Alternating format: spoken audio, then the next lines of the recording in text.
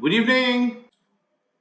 Parajumble questions in IIM-CAT and XAT check whether you know how a paragraph is structured and how sentences are connected as a sequence in a paragraph. In this session, we will attempt a parajumble question to get a better perspective, and then we will discuss the 4 steps which are needed to solve parajumble questions. And we'll also learn an extra 5th step that should be used when you are practicing before the examination. In these questions, while creating them, a paragraph is picked up from a book, and the sentences in that particular paragraph, they are jumbled up in terms of the sequence. For example, the first sentence may be put into a third position, the second sentence into the first position, the third sentence into a fourth position, and probably the fourth sentence into the second position. In case of IIM-CAT, you normally have to type in the complete sequence of the sentence in the paragraph in the right sequence as such, and that's the reason why they are called as plug in the answer questions or PITA questions in short. In case of other examinations such as the XAT examination, you normally end up getting 4 options and you have to choose the best option out of the lot. The questions in case of XAT and other examinations, these questions are comparatively easier. They can be solved faster because if you have partially solved the question, you can still end up picking up the right answer by the process of elimination, which is not possible in case of IIM-CAT, which makes the parajumble questions tougher in case of the IIM-CAT examination. So, let's attempt a particular question which appeared in XAT 2022, and you can pause the video at this stage, solve this question in a total of 3 minutes. Please use pen and paper to write down the reasons why you are arriving at a certain answer. Pause the video at this stage. Pause. Play the video after you have solved the question. Okay.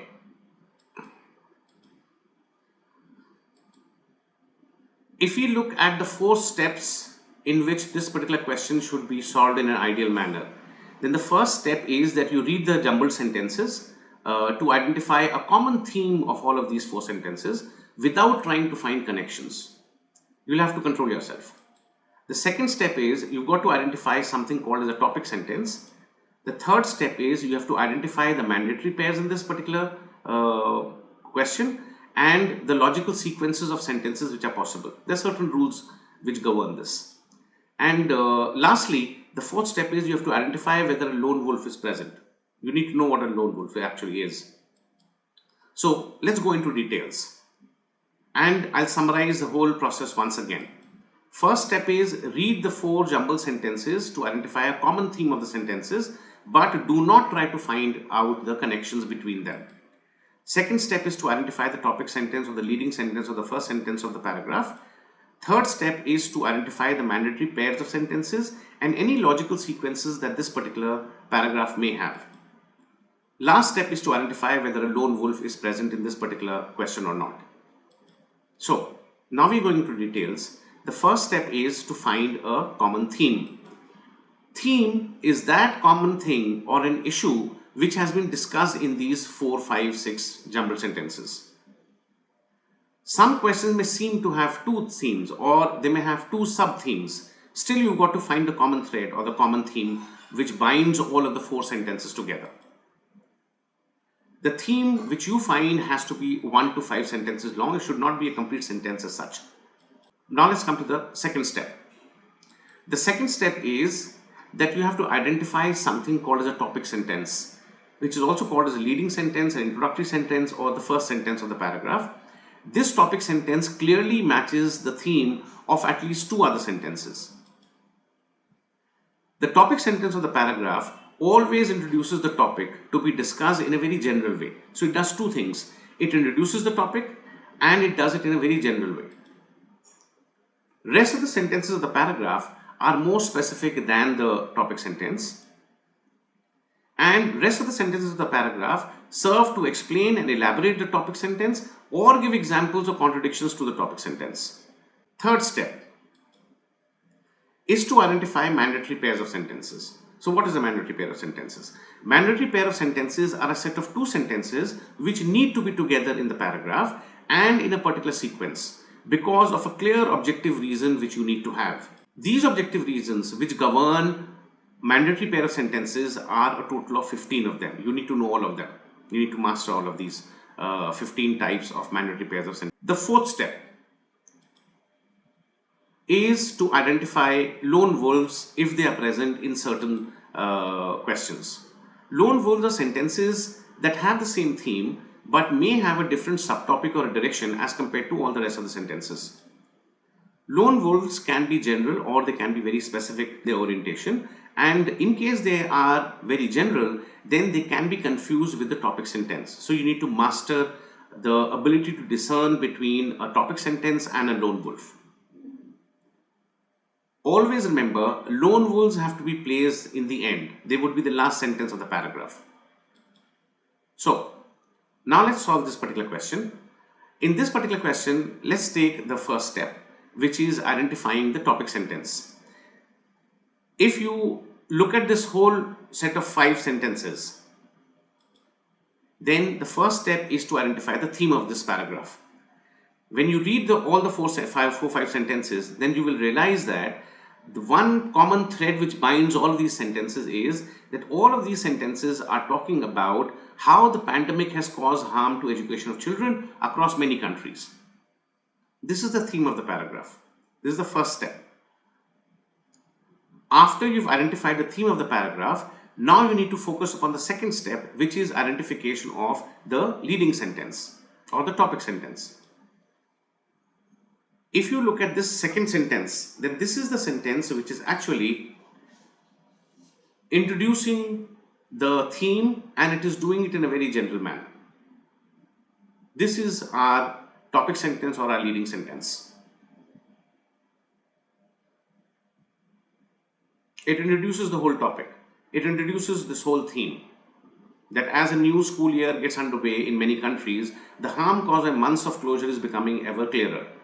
Rest of the sentences are much more specific than it, and they explain this particular sentence.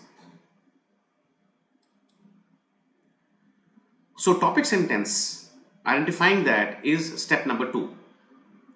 Second sentence is the topic sentence here.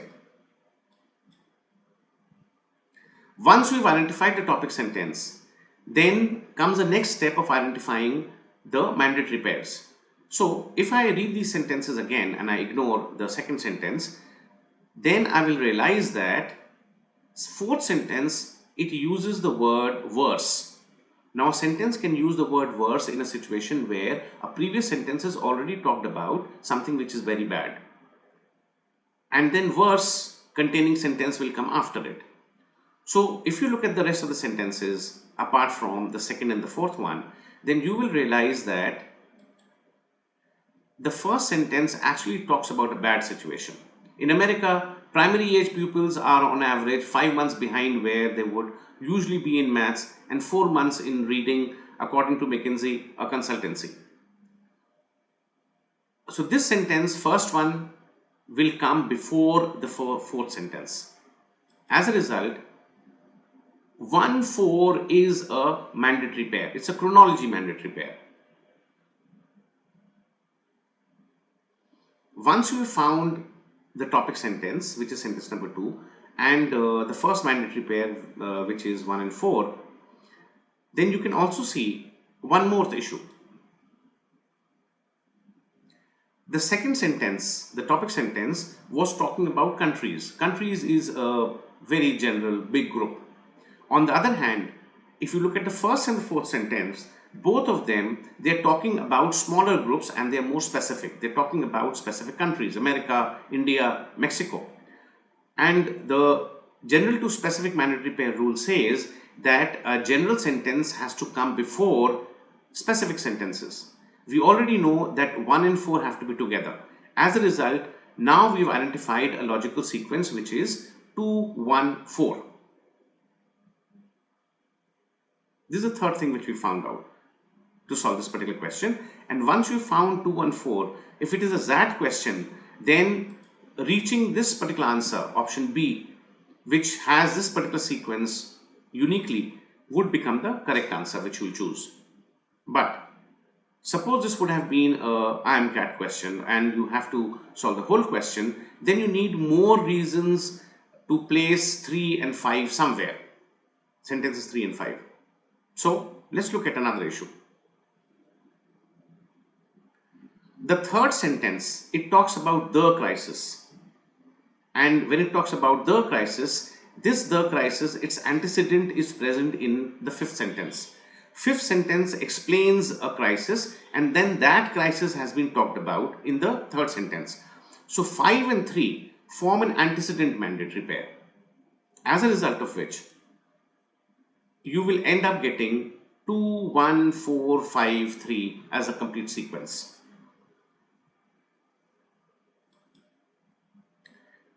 The fifth step which I was talking about is very helpful before the examination when you're practicing upon questions, and gives you a better sense of Parajumble questions. And this is a step which has to be taken after you have solved a question and you have obtained a correct answer. Then you have to go in for reading the whole paragraph in the right sequence in order to get a better idea about the paragraph structure, cohesiveness of the sentences, and how one sentence flows into another sentence in terms of its connections. So, if I look at this whole sequence, which is 2, 1, 4, 5, 3, then the whole discussion started in a very general manner from sentence number 2, which talks about how the pandemic has affected kids in schools.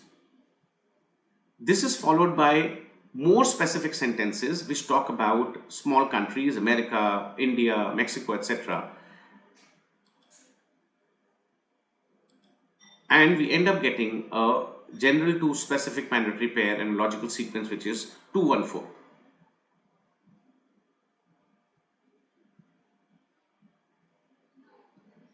After this, we look at the rest of the sentences, which is 5 and then 3, and you can see that the fifth sentence talks about a crisis, and the same crisis has been explained, more information about the crisis has been given in case of the third sentence. So 5 and 3 are antecedent mandatory pairs. Please read the whole sequence once again. Here you're trying to study flow or cohesiveness of this particular paragraph. This is going to help you crack further Parajumble questions later on.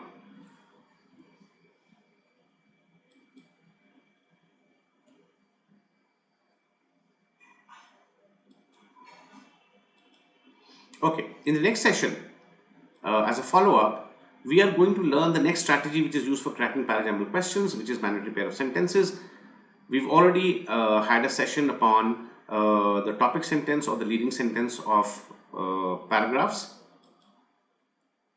Also, if you found this particular video helpful, then I want you to like this video.